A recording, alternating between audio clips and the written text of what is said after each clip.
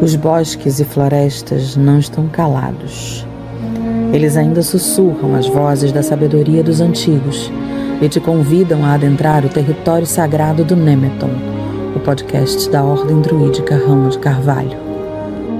Sejam todos muito bem-vindos a mais um episódio do Nemeton, o podcast da Ordem Druídica Ramo de Carvalho. O tema que iremos abordar hoje é a arte céltica. Ao longo de muitos e muitos anos, entre escavações e achados históricos por diversas partes da Europa, foram encontradas peças de metalurgia tanto decorativas quanto de uso pessoal, e que podemos sim considerar como obras de arte. Espadas, capacetes, torques, braceletes, fíbulas, caldeirões e um sem número dessas peças mostram o apreço dos povos celtas pelo belo. Para falarmos um pouco mais sobre isso e tentar entender mais sobre esse assunto, hoje temos a honra de contarmos com dois sensacionais artistas gráficos, que não por acaso são da cena dos guerreiros aqui do ramo, Kleber Argantovalos e Jaque Albino. Fale um pouquinho da trajetória de vocês nesse mundo de artes, começando por você, Jaque. Oi, gente, obrigada pelo convite.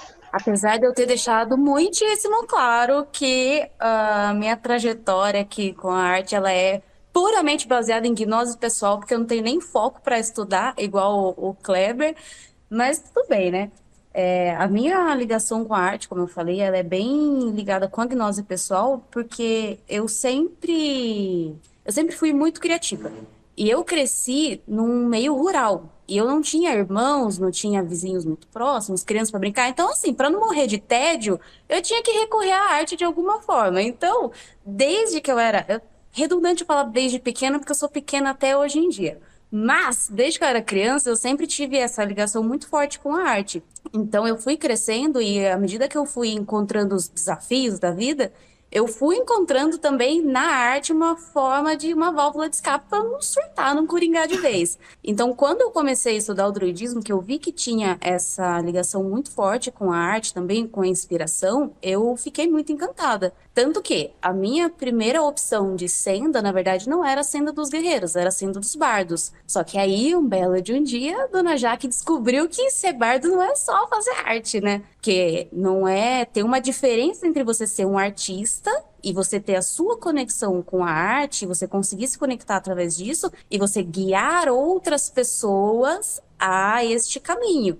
Querendo ou não, o bardo, ele é um caminho sacerdotal. Você tem a sua responsabilidade com a comunidade. Aí eu falei, opa, pera lá, isso não é pra mim, não estou apta para isso. Então aí eu pulei pra senda dos guerreiros, que eu achei que condizia mais com o meu momento. Mas, assim, mesmo não estando na senda dos bardos, não sendo uma bardisa, isso não interfere no meu caminho como artista. E eu vejo na arte uma forma de eu conseguir me conectar e demonstrar de alguma forma a minha devoção.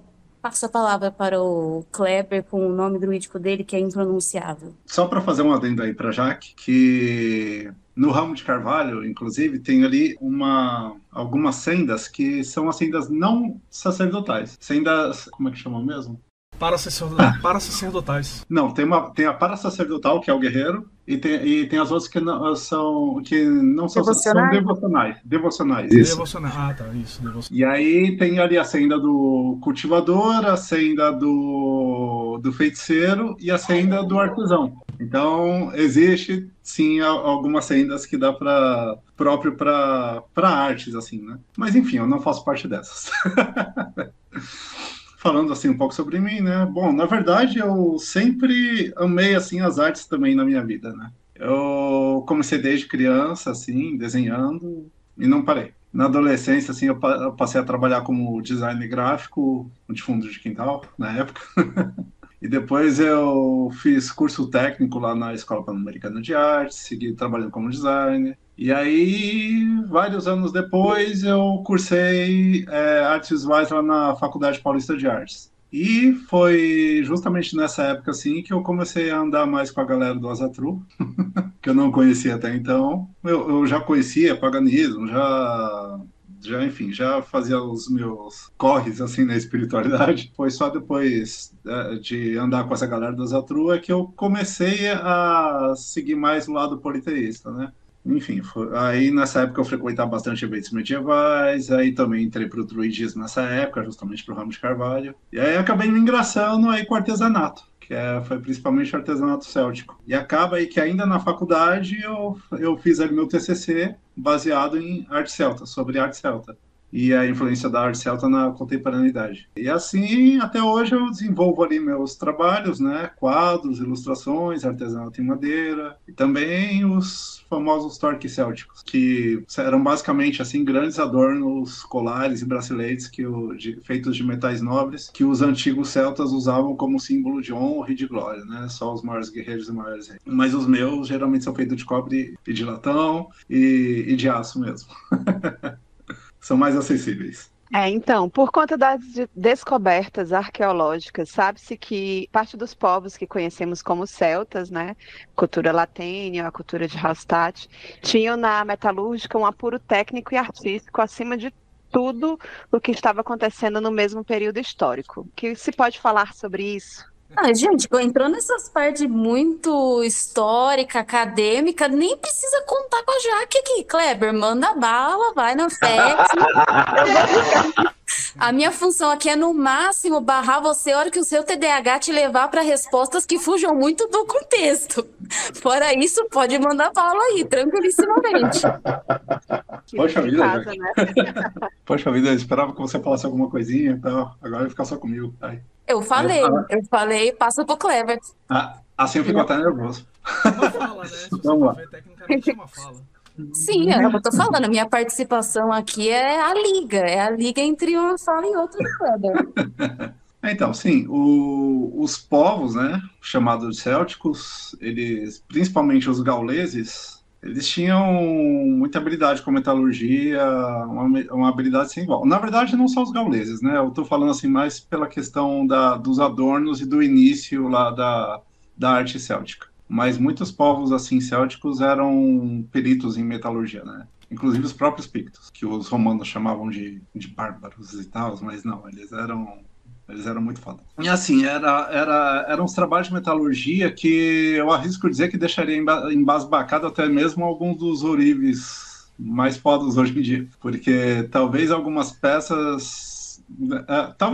das peças que eles faziam, né, não sejam exatamente difíceis de fazer hoje em dia. Principalmente quando feito à base de laser e tudo mais. Mas numa época considerava primitiva, né, entre aspas, com recursos rústicos que eles supostamente tinham, e principalmente sem a ajuda de lente de aumento, é algo realmente admirável, assim, ver a maestria dos detalhes de algumas das peças que sobraram daquela época. Tem uma, inclusive, que eu adoro. Então, tem uma, inclusive, que eu adoro, assim, que é o torque de Vix, que é um torque que foi encontrado lá perto do rio Siena, na França, numa vila chamada Vix, por isso do nome. E acredita-se que o torque, que era o torque de uma princesa, que ele foi encontrado no túmulo de uma princesa, na verdade, né? E é um torque oco, feito todo de ouro, mas, assim, o que me admira bastante nele são os terminais, né? São as pontas, porque ele tem um Pégaso muito minúsculo, assim, modelado com detalhes ainda mais minúsculos e precisos e muito lindos. E eu tenho até uma revista aqui na qual que tem essa foto e tem esse Pégaso em destaque numa página inteira. E mesmo no tamanho de uma página inteira, os detalhes são absurdamente minúsculos e bonitos. E eu sei que no podcast não vai aparecer imagens, mas se vocês quiserem, eu posso mostrar uma foto aqui. Eu quero sim. Eu já ia pedir no WhatsApp a hora que acabasse aqui. Que bom que você vai adiantar um pouco o processo. A gente vai dar um jeito de mostrar essa imagem, sim. Tá, eu vou mostrar aqui então. Na verdade, eu tenho algumas fotos aqui, né? Mas enfim. Manda depois pra gente poder colocar no post. Tá bom. Caralho, que lindo. Realmente uma coisa absurda, né, cara? Olha só isso. Olha, se você for ver bem, assim, esse torque, ele tinha uma dimensão tipo de 23 centímetros por 16 centímetros. O torque inteiro, que era isso aqui. Tipo, 23 de largura por 16 de altura, né, pelo que está mostrando aqui. Então, isso deixaria esse Pégaso aqui com cerca de 3 centímetros de largura por 2 de altura. Isso significa que essas pequenas bolinhas aqui tem basicamente 0,3 milímetros cada uma delas. Mas isso foi esculpido, né? Eles não fizeram bolinha por bolinha e colocaram uma do lado da outra, não, né? Aí eu já não sei como foi, eu não sei como foi o processo. Isso aí é uma coisa que tem que ser desvendada. Morreu com eles lá, né? Mas é muito. E aí você vê todos os detalhes, olha isso. Pois é, tem detalhes em cima da asa do Pégaso, tem a crina do Pégaso, você tem todos esses desenhos. Quanto tempo tem esse torque? Só um momentinho que eu vou procurar aqui. Eu não lembro agora quando ele foi feito exatamente. Eu vou encontrar, eu já encontro aqui. Não precisa se preocupar muito com isso não, cara. Só pra saber, assim, pra gente ter essa informação. 480 antes da Era Comum. 480, então são 2000 e quase 2.500 anos antes. Por aí. Atrás. Uau! E aí também é interessante, peraí, eu acho que aqui também tem outras peças, né? Isso aqui é o detalhe de um elmo. Vocês podem ver que isso é incrivelmente detalhado. Esse aqui é um escudo de Esse escudo eu já tinha visto. É muito legal. E esse aqui, o broche de Tara, que é maravilhoso também. Extremamente detalhado também, como vocês podem ver. Coisa linda. Infelizmente, essas imagens não aparecem uma fíbula, né? É uma fíbula. É o broche de Tara esse. É o famoso. Por que ele é o famoso? Não, então, assim, eu falo assim, entre o pessoal que estuda arte celta e tudo mais, que tem, entre os especialistas e tal, isso aqui é o mais famoso, basicamente porque é o mais lindo. É o mais detalhado e mais lindo de todos. Olha, é uma boa razão para ele ser o mais famoso, de fato. Eu não lembro se ele foi encontrado lá em Tara, ou se... Bom, deixa eu procurar. Eu não lembro exatamente onde ele foi encontrado, se foi lá na colina de Tara mesmo. Mas, enfim, ou se eles têm esse nome simplesmente porque ele é maravilhoso. Mas, enfim, é isso. Ele é muito... Deixa eu te perguntar um negócio. Fantástico. Oi. Por que você acha que eles faziam, né? Qual o papel desse tipo de coisa, dessa arte na cultura celta, assim, para os povos?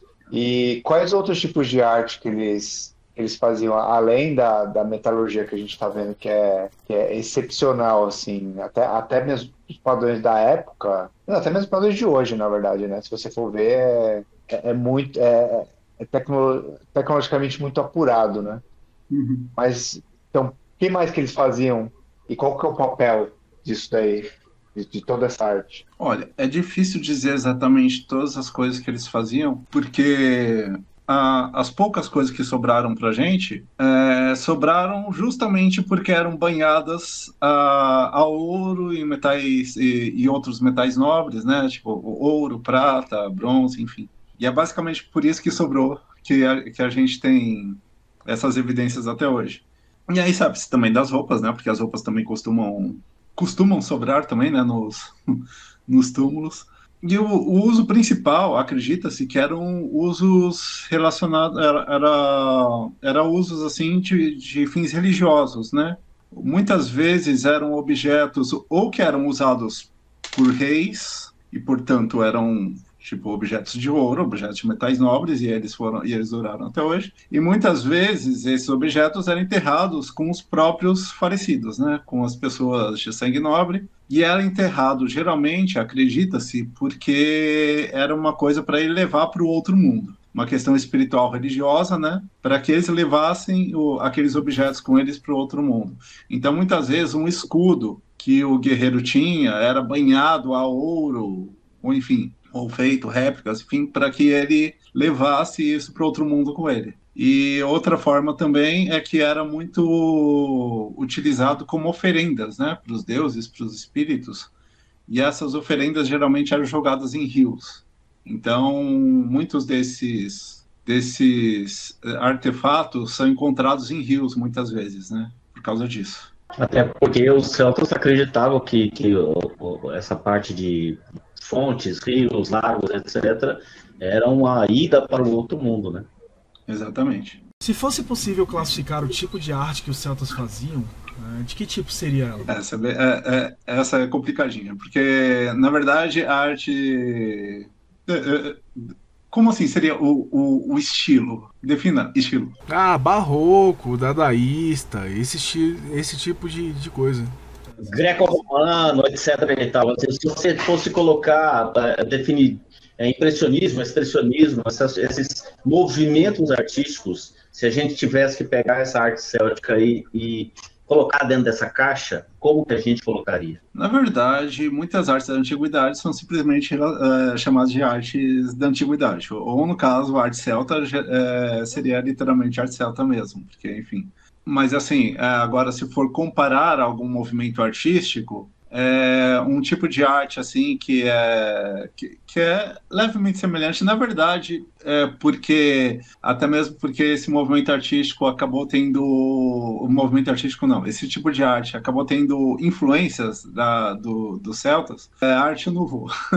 Eu diria que a arte nouveau, ela tem algumas características, assim, que lembram um pouco a arte celta, né? Mas, enfim, agora se for para chamar mesmo, seria arte celta, né? Faz igual aquele vídeo, né?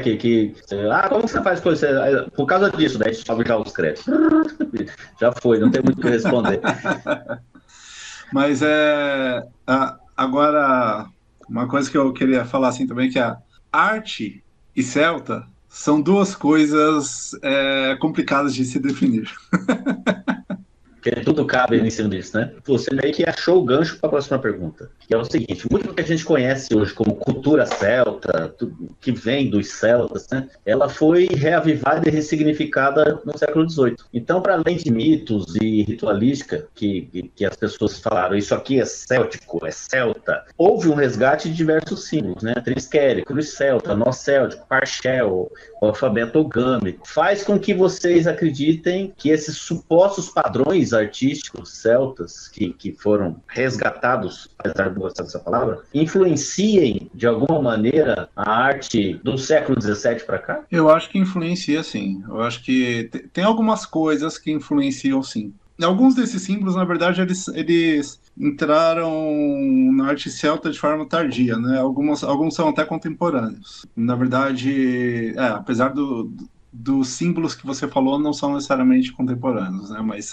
Mas entraram também de forma tardia. A arte celta, assim, ele é um termo complicado de definir, né? Ela, de forma geral, a arte, ela é uma expressão, assim, cultural, né, e humana que reflete a sociedade e o período em que é produzida, né? E por isso também eu até dou uma alfinetada, né? Eu diria até que é por isso que é visível tanto assim nas obras de arte de museus assim atuais, né? Da arte contemporânea, que muitas vezes são meio caóticas ou difíceis de entender, ou simplesmente são meio vazias, assim, sem sentido. E talvez eu acho que seja simplesmente um reflexo do tempo em que a gente vive mesmo.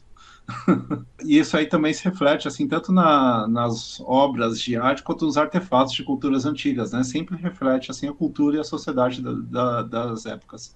E aí tem ali a arte celta, assim, ela se define, assim, ela geralmente é dividida, assim, pelo menos em umas 3 fases, né? Vamos dizer assim, vamos definir mais ou menos isso. A arte mais antiga, né? Ela, a partir da cultura latena, e tem a arte insular, que foi lá das Ilhas Britânicas, né? E foi na época da arte insular, e assim, a cultura latena é lá de milhares de anos atrás, né? A arte insular, ela já surgiu lá pela Alta Idade Média, e por isso ela já tinha muita influência cristã, porque, na verdade, enfim, já não tinha mais os celtas, assim, de forma religiosa, vamos dizer assim, as religiões célticas não existiam mais, as religiões antigas já era cristianismo, né? Então já tinha muita influência, né? Então nessa influência tiveram muitas artes, muitas coisas criadas nessa época. Então a arte insular, que é chamada assim por causa das Ilhas Britânicas, ela já mistura influências nórdicas, saxãs, gaélicas, enfim. Aí eles trouxeram os nós célticos eles trouxeram daí, foram inclusos aí, né? Na verdade eram os entrelaçados vikings da cultura viking que eles trouxeram para lá e meio que aprimoraram e virou os chamados nós célticos. Até a própria triquetra, que é aquela aqueles 3 símbolos, um entrelaçado, né? Que é como assim, com 3 pontas, ela também já veio para a arte celta já num sentido mais cristão, simbolizando a Santíssima Trindade cristã. Ela, originalmente, na verdade, ela era usada pelos povos nórdicos como uma ligação a Odin, né? É um símbolo relacionado a Odin e ao Valknut. Mas aí, quando veio para a arte celta, já tinha um sentido cristão, né? Por causa disso, assim, eu considero, na verdade, assim, desses símbolos, assim, o símbolo mais céltico que eu considero é o Triskel.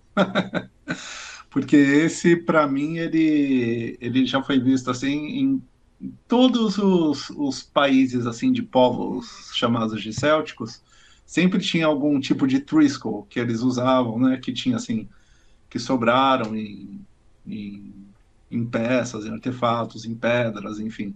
Sempre tinha algum tipo de Triskel. Então, para mim, o Triskel é um símbolo céltico. Só complementando ali a pergunta, que sim, eu acredito que tem influência, sim, nas artes atuais, né? Desses símbolos todos, só um deles que eu considero realmente céltico, mas todos os outros, eles são antigos também, vindos da arte insular, como eu disse. Mas eles também são influências, assim, atuais, né? Inclusive nas tatuagens.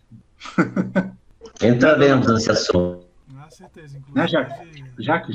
Quer falar disso, Jaque? Peraí, gente, eu estou aqui com o meu caderninho anotando a aula, porque, como eu disse, eu sou só a língua entre uma fala e outra do Kleber, e eu tô achando muito sensacional, porque eu tô literalmente numa aula ao vivaço aqui, eu tô achando lindo.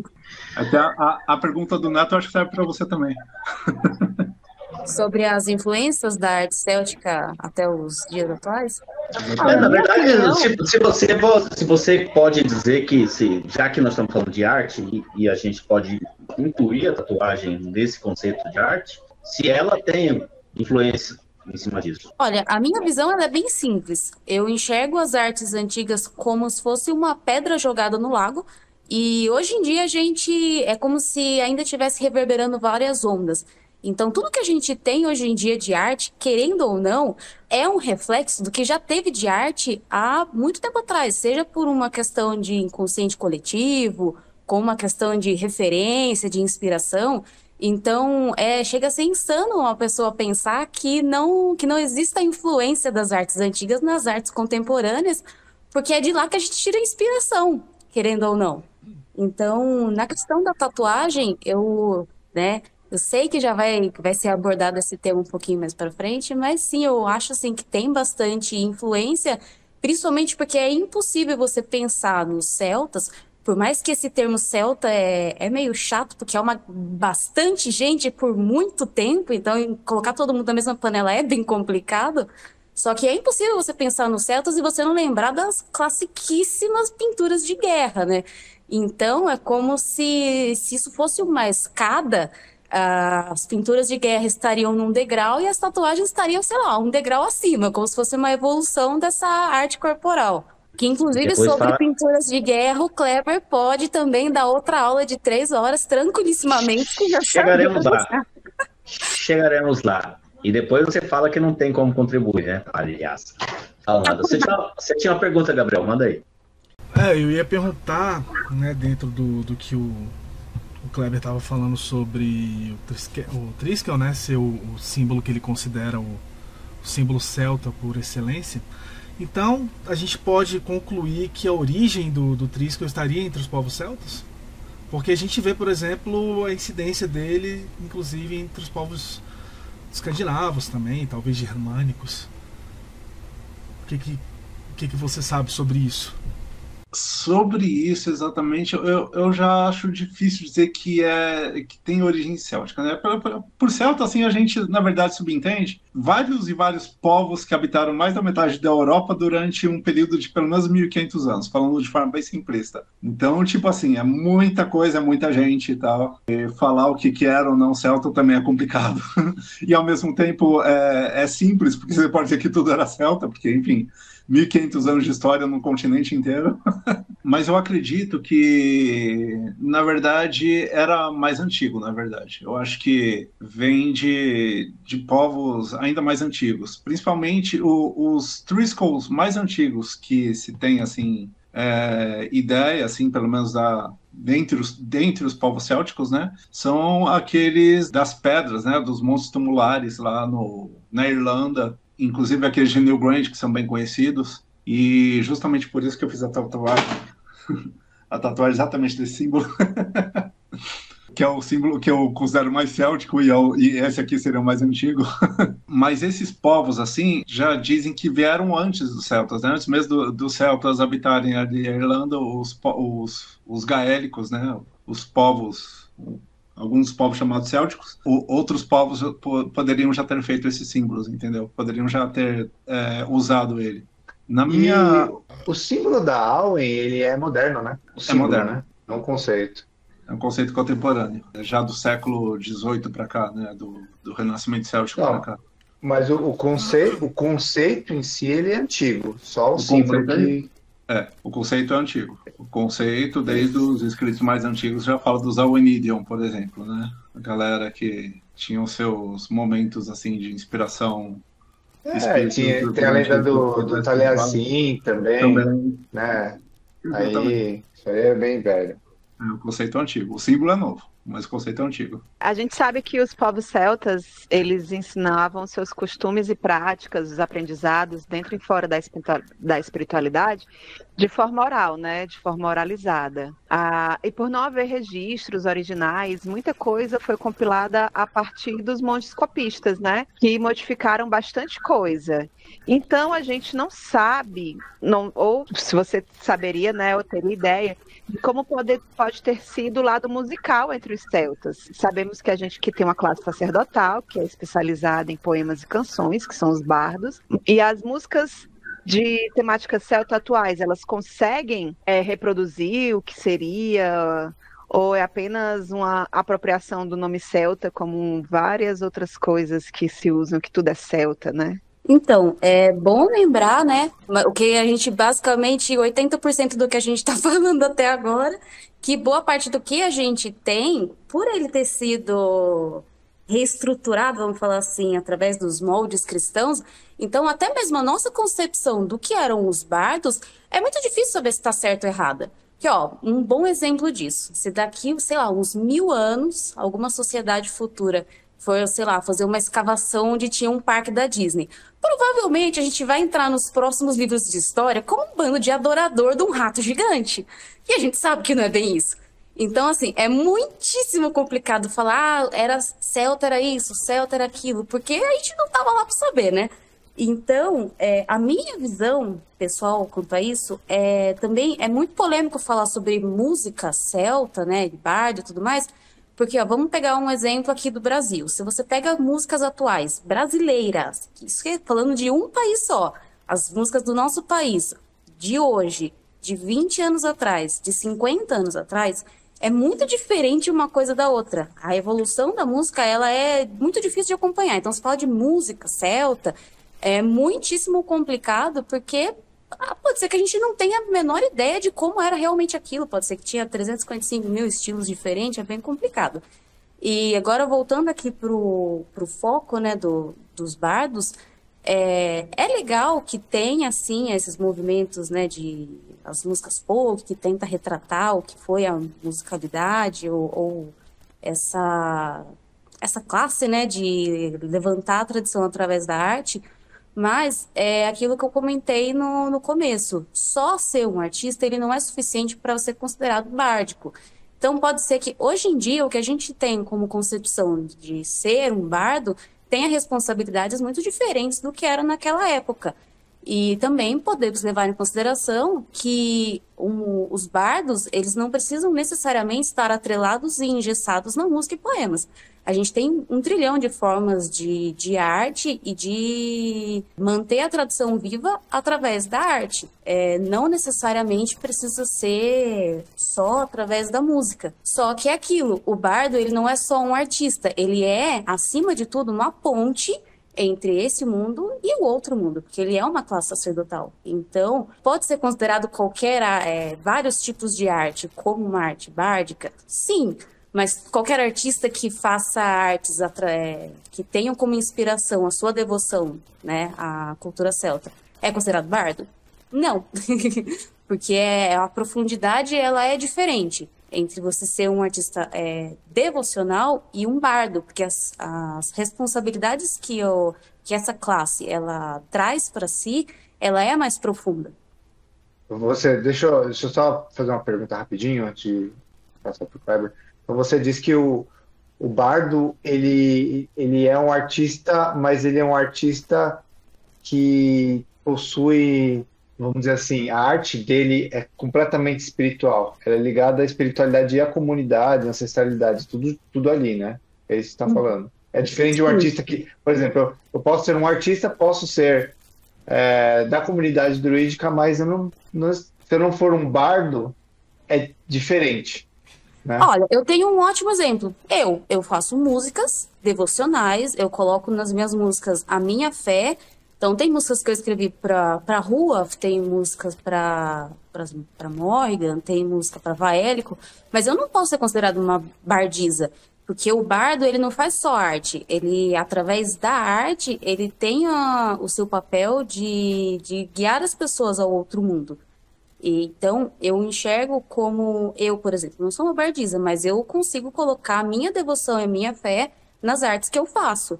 Mas o bardo, ele tem essa responsabilidade com a comunidade. Eu vou complementar algumas coisinhas que ela falou antes. Primeiro, a parte como seria daqui a milhares de anos, se de repente as pessoas vissem um rato da Disney. Enfim. Eu acho isso importante esclarecer isso. Na verdade, eu vou complementar assim pela questão da arte até, viu? Porque muitas vezes, assim, quando a gente vai ver os artesanatos, os artefatos antigos, eram artes, eram coisas que eles usavam tecnicamente no dia a dia, né? Pelo menos os mais ricos. ou classes específicas, né? Como guerreiros ou reis, enfim, que usavam no dia a dia. E aí, de repente, assim, e sobrou hoje porque eram banhados em metais preciosos. Agora, imagina, por exemplo, daqui a milhares de anos, que, de repente, as únicas coisas que sobram sejam as coisas que não se decompõem muito com o tempo, como plástico, por exemplo. Aí eles vão ali, encontrar uma cadeira de plástico, e aí aquilo vai ser um artefato da arte antiga. E muito provavelmente, como os historiadores sempre falam, né, sempre deve ser alguma coisa relacionada à espiritualidade. Então, devia ser um objeto de adoração. É claro que se de repente eles encontram uma cadeira que as pessoas usavam em algum templo, não estaria muito longe disso. Agora tinha outra coisa que ela já que tinha falado, assim, sobre os povos célticos, né? Realmente é difícil definir assim o que era, o que eles faziam, o que não era, porque como eu disse, assim, era vários e vários povos assim durante mais de 1000 anos assim de história, então realmente imagina a quantidade enorme de músicas que não teve. Imagina ver o nosso exemplo, assim, por exemplo, de 1000 anos para cá, a quantidade enorme de músicas que não tem. de estilos e tudo mais. Só de 1000 anos para cá. Não vamos nem colocar a antiguidade. Só de 1000 anos para cá. É a mesma coisa. E mesmo assim, na nossa época atual, eu sempre falo assim, né? Para você ter uma ideia do que o povo considerava celta, era como o povo dos Estados Unidos se referindo ao povo do México para baixo. São os latinos. É tipo assim, são os latinos. Então, era tipo os gregos falando assim, eles são celtas. entendeu?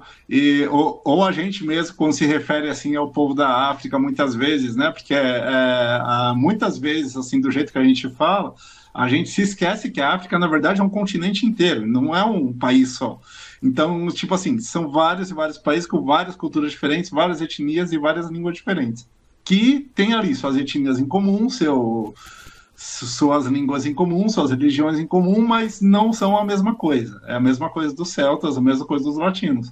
É tudo cristão ali, mas é cada um cristão de um jeito diferente. Entendeu? Então, tipo, ver a variedade enorme de músicas que tem, assim, é só na América Latina. Entendeu? Então, tipo, tudo isso, assim, já define muito. Agora, voltando à pergunta em si, a música celta, o que é chamado de música celta hoje em dia, ela tem esse nome por conta lá do século XVIII, no Renascimento Céltico, que foi um momento em que países como... que tinha alguns países que eram dominados pela Inglaterra, que estavam tentando reencontrar ou construir uma identidade cultural, né? Que eles não tinham, que eles tinham perdido por causa da colonização da Inglaterra. Então ali a Irlanda, a Escócia e País de Gales foram que começaram com esse renascimento céltico, né? E na verdade começou principalmente na Irlanda. Por isso a Irlanda também é um dos que é mais conhecido até hoje, né? E aí eles tentavam se livrar das influências impostas pela Inglaterra, e aí eles buscaram o renascimento cultural baseado na ancestralidade deles. E esse movimento influenciou muito as artes visuais, a cultura, as vestimentas. Até mesmo os escoceses, por exemplo, eles só passaram a usar kilts mesmo a partir dessa época. Eles não usavam kilts antes. numa forma de buscar uma identidade cultural, entendeu? Só aí que o kilt passou a ser usado. Enfim, influenciou também a literatura, a religião e também a música. E enfim, como esse movimento se originou principalmente para aqueles lados, principalmente na Irlanda, e tinha toda a música folclórica e tal, então a música folclórica deles acabou se tornando o que hoje a gente conhece como música celta. Não significa que os antigos celtas usassem aquele tipo de música, na verdade, devia ter uma infinidade de estilos de música que eles usavam, mas o que a gente conhece hoje por música celta é basicamente música irlandesa ou música escocesa também, né? Então a gente não sabe como eram as músicas dos antigos celtas, mas enfim, eu gosto de dizer que a música irlandesa pelo menos representa bem, então, porque eu gosto de música irlandesa, então eu diria que representa bem. Pelo menos assim, na questão melódica e quando tem as letras folclóricas, né, que geralmente são relacionadas, o folclore é diretamente relacionado, ou direto ou indiretamente relacionado à mitologia. Cara, eu acho que você já respondeu a pergunta que eu ia fazer, né? Mas vamos falar de... Na verdade, é interessante agora falar de artistas. Que artistas você acha que tem esse estilo que você estava falando? De arte celta, de música celta, vai? O que representa esse estilo hoje em dia? Um momentinho aqui que eu vou só procurar um carinho bem específico. Ah, tá, pronto, achei. Existem, assim, artistas, na verdade, de todo tipo, né? Eu acho que definir um que represente, assim, a arte celta em si é complicado. Tem um cara específico, na verdade, que ele chama Barry Grove. E ele faz umas esculturas, assim, que ele faz réplica de pedras pícticas. Só que ele faz réplicas e faz, assim, uma coisa muito perfeita e, tipo, muito, assim, tudo na pedra mesmo. E é bem interessante, assim. E aí ele representaria muito, assim, a ideia da arte, do que seria a arte céltica, né? Pelo menos da arte insular. Agora, também existem muitos artistas contemporâneos conhecidos que se inspiraram, assim, nos mitos celtas para criar suas artes, né? Um dos maiores exemplos que a gente tem é o Alan Lee, que ele já fez ilustrações e artes, assim, baseadas nos mitos arturianos, e também ele fez as ilustrações dos livros do Tolkien, de muitos dos livros do Tolkien, inclusive, que são lindos. E aí, inclusive, ele tem uma das representações mais druídicas que eu já vi de Merlin, que é uma representação, assim, extremamente, tipo assim, rústica, Merlin, assim, cabeludo, no meio do mato, com as roupas rasgadas, e, tipo, com barba grande e com direito a um torque no pescoço e uma capa de penas. É muito foda. Eu acho que eu posso mostrar ela aqui pra você. Bom, eu vou procurar aqui, depois eu mostro. E aí também tem outros, né? Como o John Darren Sutton, esse é o nome. Que é aquele artista que criou uma famosa estátua assim, de Manannan, que pelo menos assim, famosa na comunidade druídica, né? Aquela estátua de Manannan de braços erguidos assim na direção do mar, que fica numa colina lá na Irlanda. Foi esse cara que criou. Assim, que foi roubada, né? Essa que foi roubada, né? Ela foi quebrada, pichada, e depois ele restaurou. Depois eu acho que ele restaurou, e eu acho que ele chegou a fazer uma segunda versão. Ele fez uma segunda versão dela. Tem o Oliver Shepard, que é o cara que criou uma escultura de Cuchulainn lá no século XIX. É uma escultura de Cuchulainn amarrado na pedra com o corvo no ombro dele. E essa escultura ela fica no meio do prédio do correio em Dublin. Eu tô ligado, já vi isso aí. E aí também tem o Will Warrington, que ele já fez um trabalho chamado assim de The Wild Tarot, que é com representações assim muito lindas assim de figuras mitológicas célticas, né? Tem assim, inclusive, tem o Green Man também, assim, tem o Green Man, que não é necessariamente céltico, mas enfim, eu também acho que é difícil definir, mas enfim. É tipo o Green Man com um cajado cheio de... Um cajado não, um chifre assim, cheio de espirais e um cajado na outra mão em cima do caldeirão, que é tipo caldeirão de Gunnerstrup. É muito linda. Mas enfim, essa aí foi só uma das muitas artes do baralho dele. Ô, Kleber, Oi. o seu TDAH é tão incrível que ele perguntou de inspirações de músicas celta, e aí você ramificou para uma quantidade infinita de arte. Eu tava aqui só com o meu caderninho, tentando acompanhar o que você tava falando, só que tá muito difícil. Então, primeiramente, depois me manda todos esses nomes no WhatsApp, porque eu fiquei muito curiosa. E você conhece voltando pro foco aqui das músicas, né, das músicas irlandesas, escocesas, né, que tem hoje em dia, você conhece alguma banda, algum grupo de música? Que eu, particularmente, eu não conheço, então eu não consigo acrescentar muito com essa questão, porque o máximo que eu conheço é o Jeff Dana, com aquela música The Blood of Cthulhu, que converteu o Klaus pro druidismo, e aí para por aí as minhas referências musicais celtas. Você conhece alguma coisa a mais? Olha, e em minha defesa, eu acho que a pergunta que o Vini tinha feito agora era sobre arte mesmo, sobre pinturas e tudo mais. A pergunta sobre música ficou lá para trás. Mas eu conheço, sei lá, pouca coisa, na verdade. Eu confesso que eu conheço pouca coisa, sou uma ligação. Na verdade, eu acho que você já está adiantando as perguntas deles, inclusive. Eu sei que tem o Dan the Bard, né? Que teoricamente. Nossa, o Dan the Bard, eu esqueci completamente de falar dele. Pode ser considerado, mas o que no imaginário popular, daquele grande lago chamado Celta, o pessoal acha que Enya é a música celta por excelência. Eu gosto bastante assim eu gosto bastante do Omnia também. Tem a Lorena McKennett, acho que é esse o nome. Lorena McKennett. Assim, são todas bandas de influência, assim, né? Mas assim, se for por músicas mais ritualísticas, eu fico com Omnia e Damn the Bard. e Druzuna também, mas Druzuna não é exatamente uma banda, né? Infelizmente. E só tem umas 5 músicas. Foi o quê? Um encontro de alguns artistas que tocaram juntos e pronto? Não, Druzuna foi um projeto antigo que o pessoal fez assim de música céltica. Como seria música céltica, ritualísticas? É tipo assim, muito ao estilo Wardruna. É tipo o Wardruna, só que ao invés de ser nórdico, é céltico. É o Druzuna. Tipo o poema tipo assim, o Wardruna é o poema das runas, Druzuna é o poema do... Ai, como que era mesmo?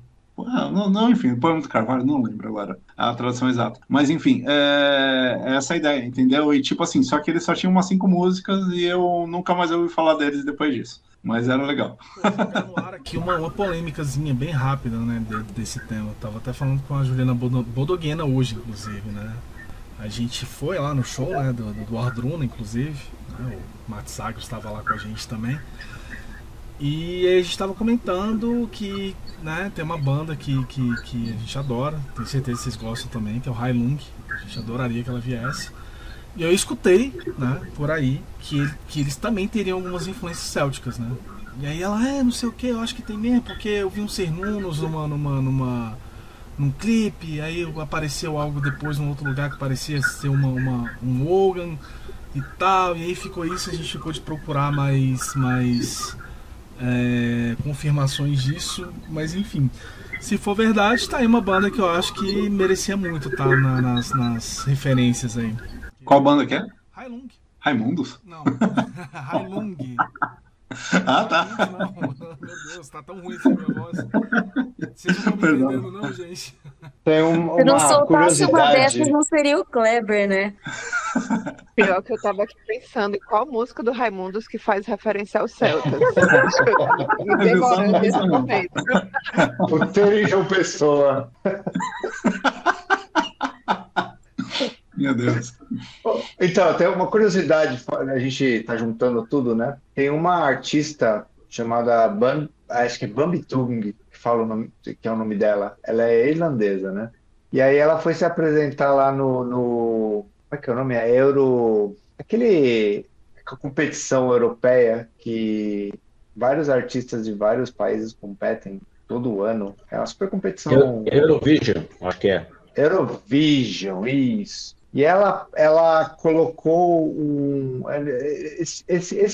só para dar um disclaimer antes, essa competição esse ano, especificamente, você não pode levar nada político, né? Então, o que que ela fez? Ela colocou um Owen na cara dela, assim, com uma mensagem de paz. Eu não lembro qual que era exatamente a mensagem, mas era referência à guerra da Palestina.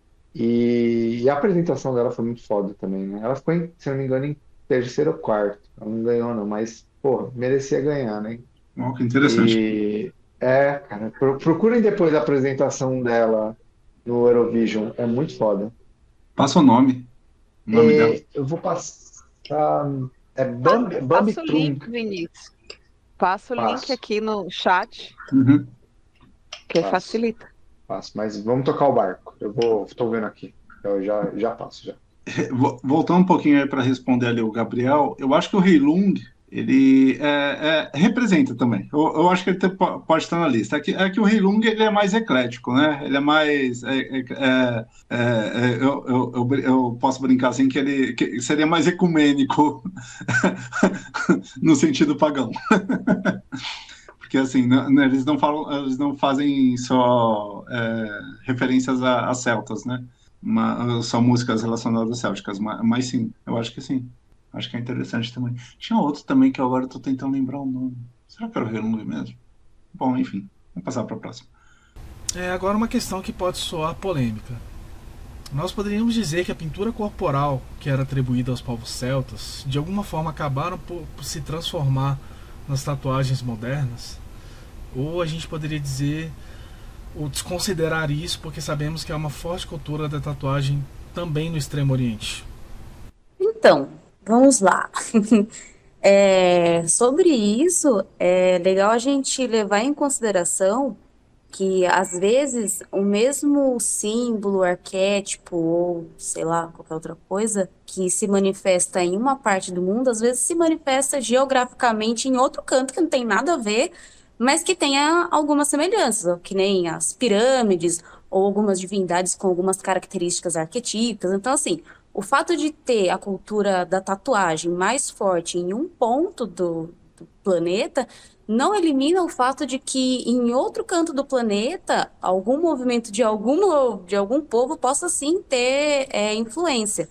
Então é aquilo que eu comentei, é como se a pintura de guerra ela fosse um degrau e as tatuagens fossem meio que um degrau acima, pelo menos ao meu ver. Então eu acredito sim que esse hábito de marcar a pele, seja com as pinturas, seja com as tatuagens, é quase que uma coisa natural do ser humano, porque a gente vê isso em todo canto do mundo. E tem tatuagens, assim, agora eu não vou saber datar em anos, porque eu nem vou lembrar disso, mas, tipo, tem tatuagens que foram encontradas em múmias há sei lá quantos mil anos atrás. Então, assim, é uma coisa que ela já era presente no ser humano em vários lugares do mundo, não só no Extremo Oriente ou sei lá, qualquer outro canto, né? Porque o pessoal geralmente, quando vai associar a tatuagem, fala mais dos marinheiros e tudo mais, tem toda aquela história.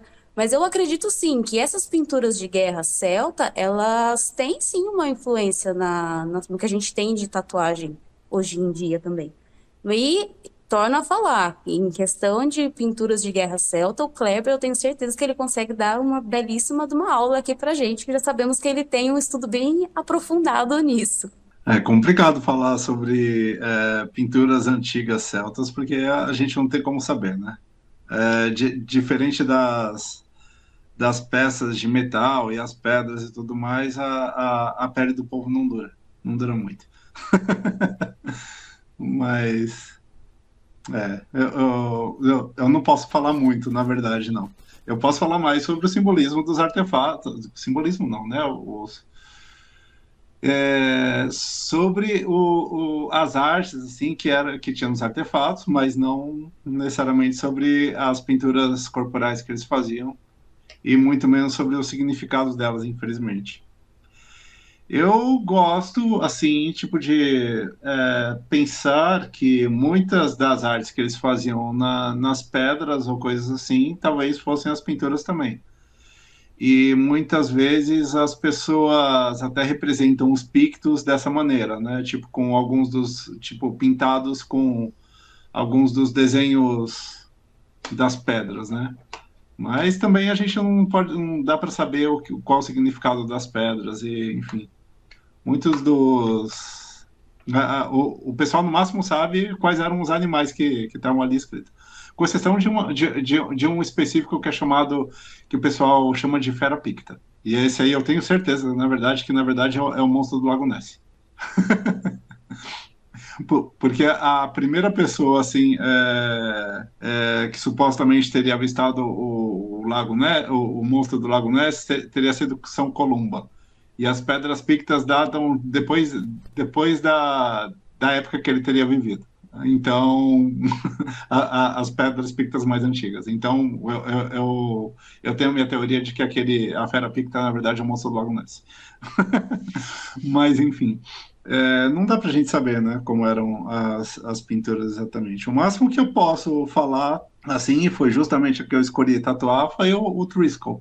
O máximo que eu posso falar ainda especulando muito, porque os Triskells mais antigos, como eu disse, assim, que pelo menos dentro da cultura celta que a gente tem notícia, são aqueles assim dos montes tumulares lá dentro lá na Irlanda, inclusive ali o de Newgrange. E Newgrange, inclusive, que tem os Triskells mais famosos, os Triskells pré-históricos, é um lugar que é relacionado ao solstício de inverno, né? Então, por isso, ele é relacionado ao nascer tipo assim, ao renascimento do sol. Justamente lá que teria nascido o Engus, segundo a mitologia, que seria o menino sol. Por tudo isso, a gente poderia, talvez, especular que o Triskel fosse um símbolo solar, não sei. Talvez, e que pode ter a ver com ciclicidade. Aí a gente já começa a especular mais, né? Pode ter a ver com ciclicidade. E uma coisa muito provável também é que o Triskel, como todas as espirais, podem também estar muito relacionados à passagem para o outro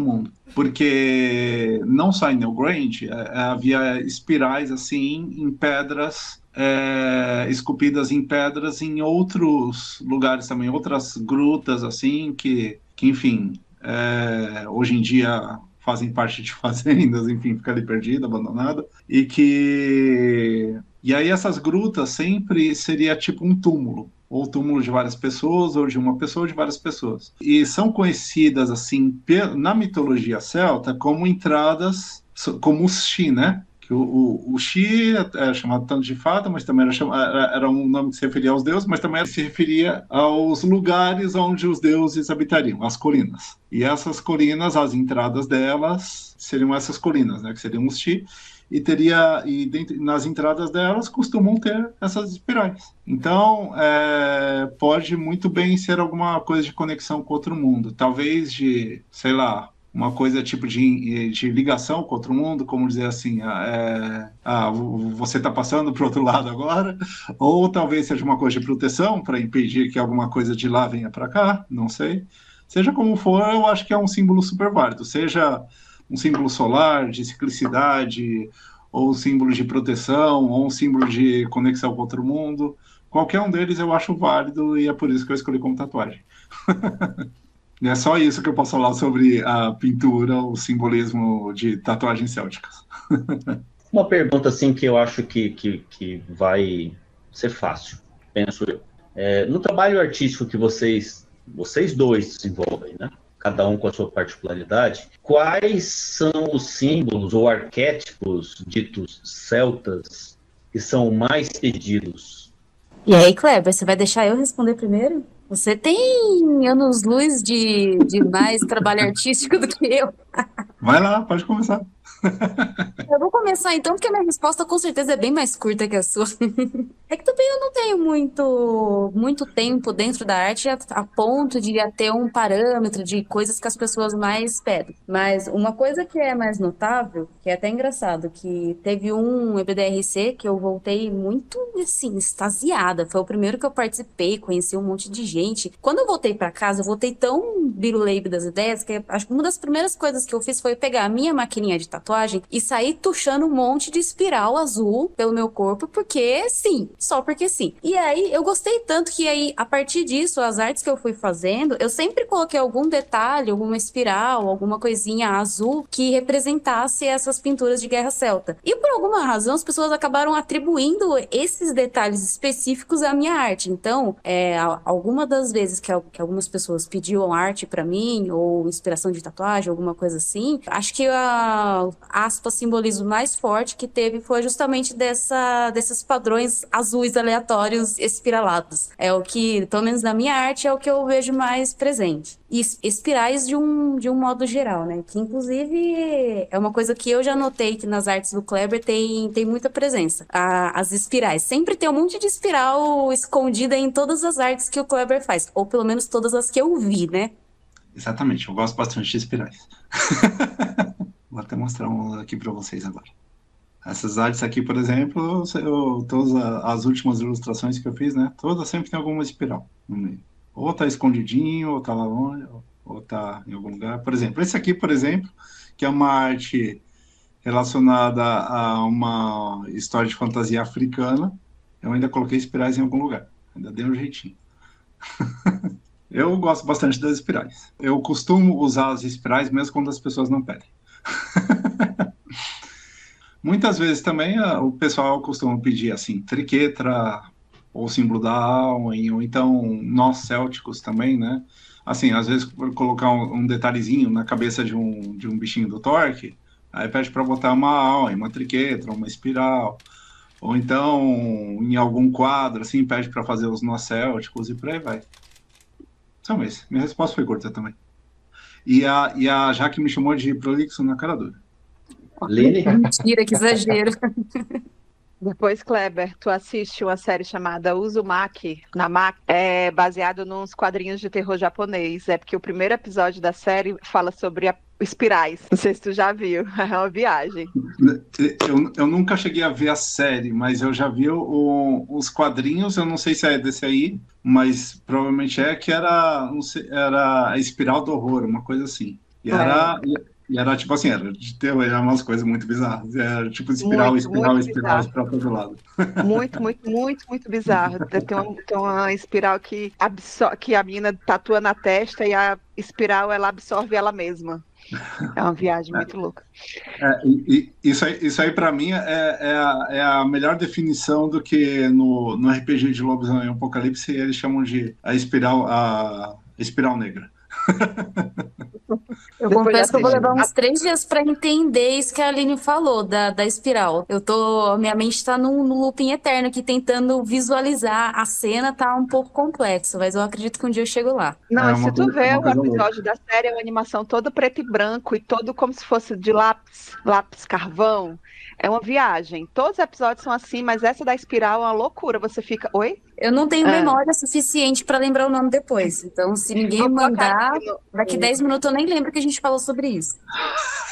Vou colocar aqui para ti no WhatsApp, já. Eu sou uma pessoa que estudo muito da espiritualidade celta, mas o Japão, ele tem um lugar muito grande no meu coração. Então, da cultura, da produção artística, né? Então, enfim. Por fim, a gente e a audiência quer saber mais quais são as referências artísticas e musicais dentro do universo cultural céltico, né? Dicas que vocês recomendam de música, quadrinhos, de filmes, os artistas, o Kleber já falou bastante, né? Tatuadores, ilustradores, que vocês recomendam para a gente consumir, para os ouvintes consumirem também? Eu espero, na verdade, eu espero muito que o Kleber, apesar dele já ter dado 37 mil referências, eu espero muito que ele tenha mais referências para recomendar, porque, gente, desculpa ter nascido, mas eu não gravo nome de artista, infelizmente, e eu sou assim, eu sou muito bicho do mato, então quando eu quero, quando eu vou fazer alguma arte, seja música, desenho, qualquer coisa, eu só vou ficar sozinha em silêncio, então, assim, eu não tenho muito como fala, esse impulso de procurar artista, referência, isso, aquilo, gravar nome e tudo mais. Não, parece que o meu cérebro ele não veio adaptado para isso. Então, eu realmente não sei quem indicar de referência para vocês, porque o meu processo artístico ele é absurdamente pautado em gnose pessoal. Mas, como a gente tem aqui o Kleber para salvar essa parte do podcast, com bastante conhecimento, eu tô vendo você mostrando a língua para mim, senhorito.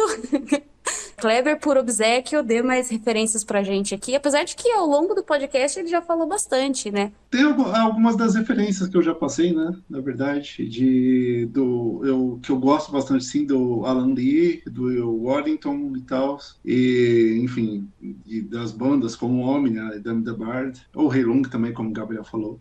Mas, assim, de coisas mais contemporâneas, assim, eu tenho um quadrinho, assim, dos anos 80 ou 70, não sei, que eu acho que o Vinícius já viu, que chama Slain, que eu acho bem interessante, na verdade, porque ele... Conheço, muito bom. Ele conta meio que uma ideia, assim, dos mitos irlandeses, só que de uma forma bem loucona, assim, né? Tipo assim, na verdade, ele seria o Slain, na verdade, ele seria o rei do primeiro povo que teria habitado a Irlanda. Porque, segundo ali os ciclos, né, da história das invasões, assim, tem vários povos. Os Tuatas, os Milesianos, não, qual que era mesmo? Os Firbolg, os Fomorianos. Os Fomorianos, os Tuatas de Danann, os Milesianos, todos eles teriam vindo depois ainda, né? Ainda teria vindo uns 2 ou 3 povos antes deles, assim, e o Slain teria sido rei do primeiro dos povos. Então o cara tinha muita liberdade poética para contar essa história, né? Então ele, sei lá, brisa muito nas ideias, ele mistura várias coisas da mitologia céltica, e também tem muita coisa que ele bota em interpretação pessoal, né? Como, por exemplo, ele fala que Chernon-Og era a terra dos jovens porque o povo todo morria cedo. e por aí vai. Então tem umas coisas muito loucas, mas é bem interessante o quadrinho, assim. Ele foi lançado pela 2000 AD lá na Inglaterra, né? Eu não lembro. Eu acho que a editora... Sim, foi no começo. É que o Slaine tem um encadernadão, né? Que saiu aqui no Brasil. Eu tô vendo Mas aqui ele começou... em inglês. Eu tô vendo em inglês The Book of Scars. E aí tem Pat Mills, Clint Langley, Nick McConnell, Glenn Fabry e Simon Beasley. Simon Beasley é o cara que ficou famoso desenhando o Lobo. Ele mesmo. Esse encadernadão é ele que desenha. E daquela época também o povo tinha muita visão assim mais Wicca, né? Então, apesar de ser uma coisa assim absurdamente brutamonte e tal, o negócio do cara fortão, blá blá blá, sangue, blá blá blá, mulheres, blá blá blá, tem a ideia da deusa, né? A deusa tríplice. Que ele porque tipo assim, ele seria o deus que ele se casa com a deusa. Tipo assim, o deus, a ideia é que tipo um deus, o rei ele se torna o deus cornudo, que aí ele se casa com a deusa e reina por 7 anos, e aí depois ele morre, e aí depois um novo rei vem, enfim, por aí vai os ciclos, entendeu? E aí, tipo, eu acho que eles respeitam um pouquinho a ideia da história das invasões, porque se eu não me engano, a história no final, já vou dar spoiler, acaba com um dilúvio. Porque nas ideias dos textos dos monges, né, tinha essa mistura com a ideia do cristianismo e o dilúvio e blá blá blá. Enfim, na real é um renascimento, que a deusa faz um pacto com ele, e ela não ia, acho que estragar as cidades que eles construíram, mas ela atrai eles. Ela traiu o Slane, na verdade. Ela falava que não ia, mas foi. E aí ela falava que precisava de um renascimento. Precisava É o matar os ciclo, né? humanos ali que... Tem que ter o exatamente. fim Aí do os ciclo e novos começa de novo. humanos... Porque que acontecia é que eles não estavam respeitando a Terra, não estavam respeitando os ciclos, né? O inimigo do Slane, ele queria viver para sempre. É verdade. Ele era o antigo deus de chifre. E ele não queria É abdicar verdade. do trono. Aí virou tipo um Rei Lich Isso, de isso. Ele RPG. virou tipo um cara podre, assim. Eu coloquei o link do Slane aqui no chat, quem quiser clicar depois para ver a imagem. Mas esse negócio do dilúvio tem a ver com o lance do cristão de querer com que as deidades dos povos gaélicos, etc., morressem, porque o único Deus que é imortal é o deles, né? Também tinha Mas isso. só um adendo aí. O dilúvio, ele não é cristão, tá? Ele É, Sim, foi sim, eu absorvido sei. pela cultura verdade. judaico-cristã, mas ele é anterior ao cristianismo. E Sim, ao eu sei. judaísmo, que seja. Renascimento, os filhos nascidos sem geração, de gestação espontânea, vamos dizer assim, essas coisas já eram anteriores, né? Foi só cooptado. Mas eu falo em relação ao uso desse dilúvio para matar as deidades, junto com tudo que está ali, para mostrar que apenas um Deus é imortal e senhor de todas as coisas, na concepção deles. E ainda sobre as referências, né? Voltando um pouquinho, temos ali também a história do Rei Arthur, claro, que é muito conhecida. É o ciclo arturiano, que é uma coisa mais do País de Gales. E, enfim, todas as histórias do Rei Arthur são super cristianizadas também, mas tem suas pegadas mais pagãs, assim, né? Inclusive tem alguns livros que fizeram meio que tentaram retomar esse lado pagão da história, né? Como as Brumas de Avalon, muito conhecida, e também que é uma visão que tem uma visão mais das mulheres, né? Das sacerdotisas.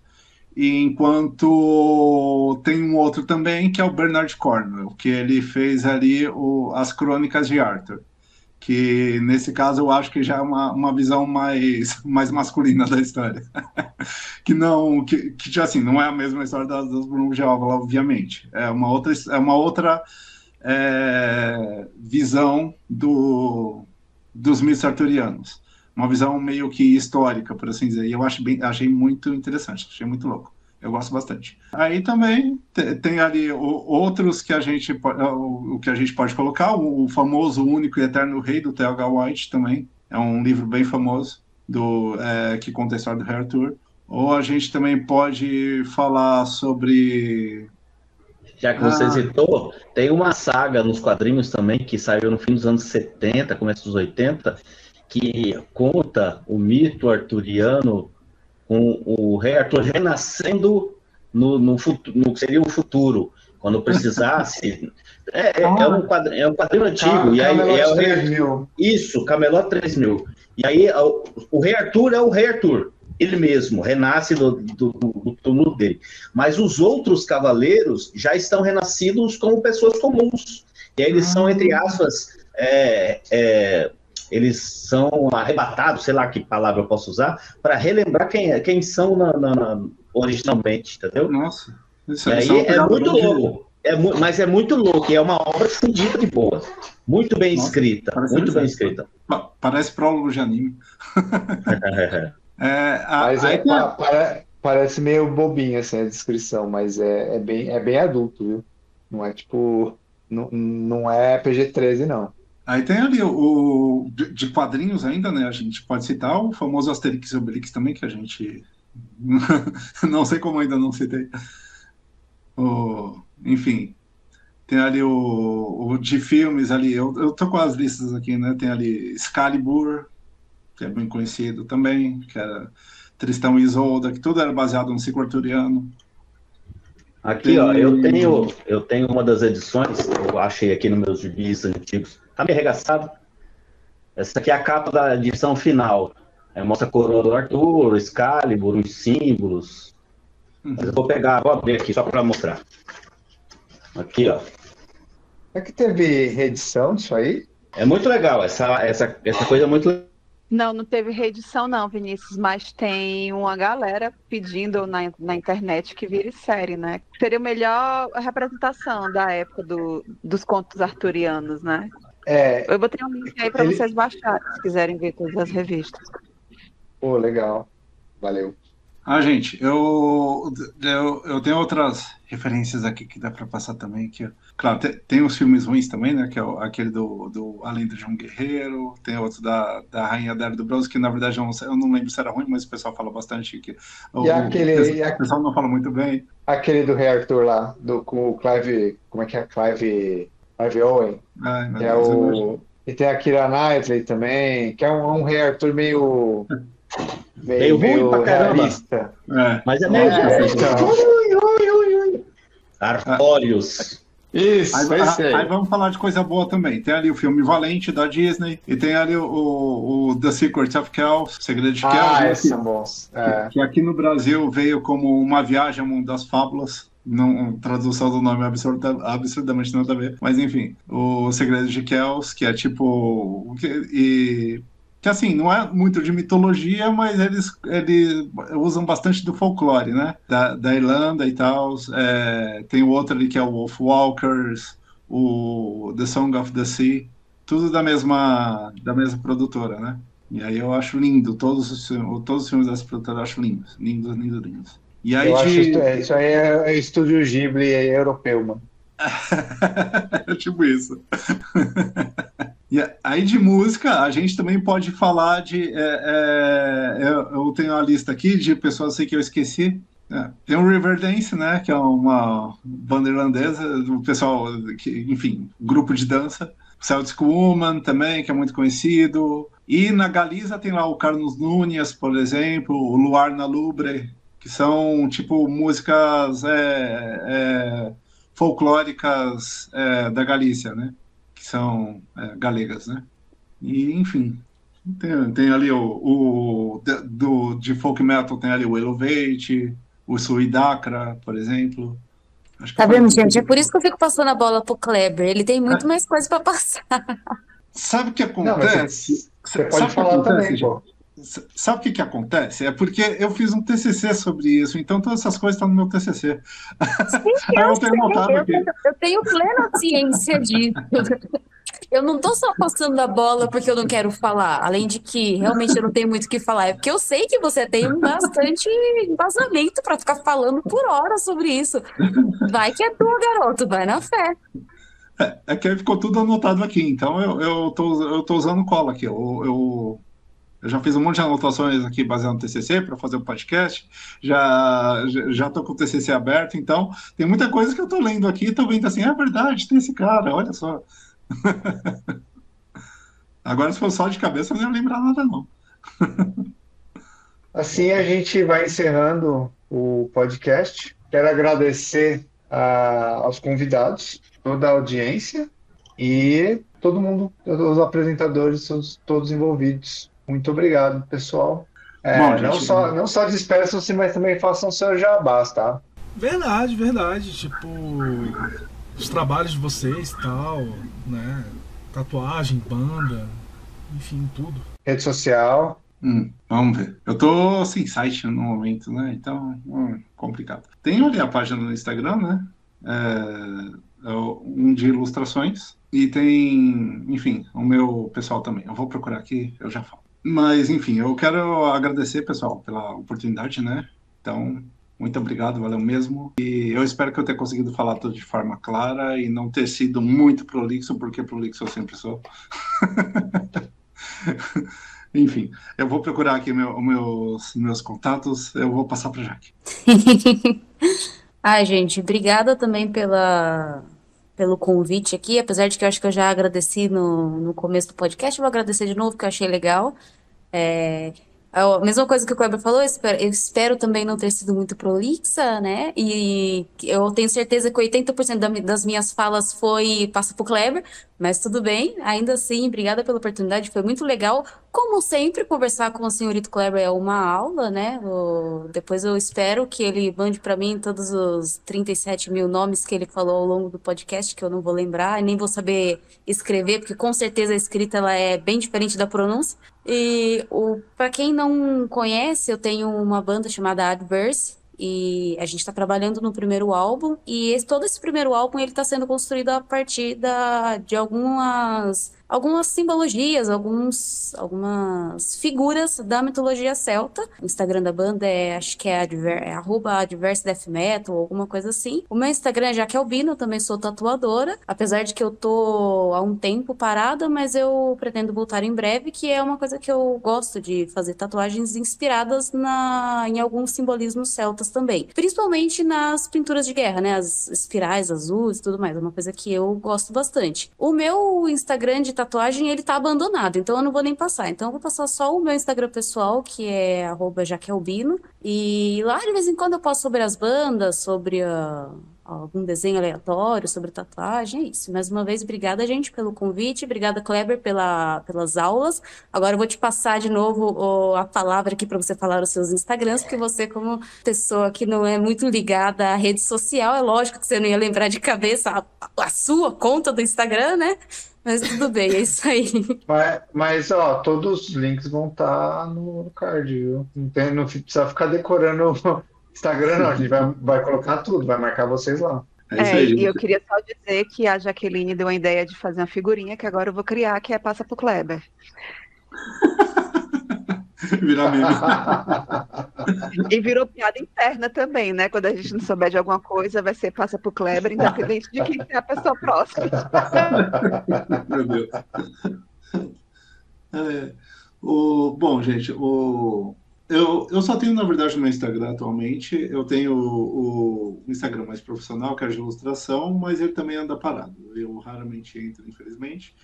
É o mactire.artes, artes com temudo, enfim, mactire.arts.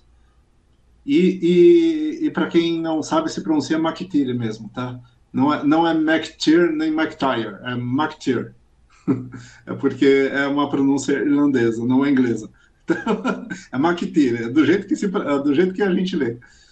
E também tem o meu Instagram pessoal, que é mais fácil para eu acessar, que é o Kleber, que é com K, né? Kleber _Ribe, que é basicamente Kleber Ribeiro. Então, esse é o meu Instagram, para quem quiser contato. Eu faço torques, eu faço artesanato, faço pinturas, enfim, faço quadros pirografados, inclusive, faço ilustrações e todas as coisinhas. Então eu faço de tudo um pouco, gente. Quem quiser. Eu só não tenho minhas fotos dos torques atualmente, porque eu tinha lá uma página no Facebook, mas aí hackearam a página e aí eu apaguei tudo, desencanei de Facebook, saí de tudo, me enfezei e ainda não voltei a fazer nenhuma página com fotos de torques. Mas quem quiser é só entrar em contato que eu mando fotos e a gente conversa. Se bem que eu acho que a comunidade do Ludic inteira deve ter torque seu, então a própria comunidade divulga seu trabalho tranquilissimamente. Você nem precisa de página na internet. Mas sempre entra muita gente nova na comunidade, né? É que tá. Mas eu lembro de uma vez que eu fui num EBDRC, que para todo lado que eu olhava, via alguém com um torque meu. Por que será, né? O monopólio da fabricação dos torques da comunidade, cara. Inclusive, se alguém estiver ouvindo e ficar com curiosidade e não conseguir falar com ele, entre em contato com qualquer um de nós, que a gente manda as fotos e manda o contato dele. Ele vai vender mesmo, nem que ele não queira, né? Com certeza. É isso. E eu faço outras coisas também, né? Além disso, quadros pirografados, quadros pintados, e, enfim, ilustrações e artesanatos. Então fica a dica também, tá? Para quem precisar de outras coisas além de torques. Ô, Cleber, tive uma dúvida muito genuína minha. O que você não faz? Peraí. Acho que o silêncio já responde, né, gente?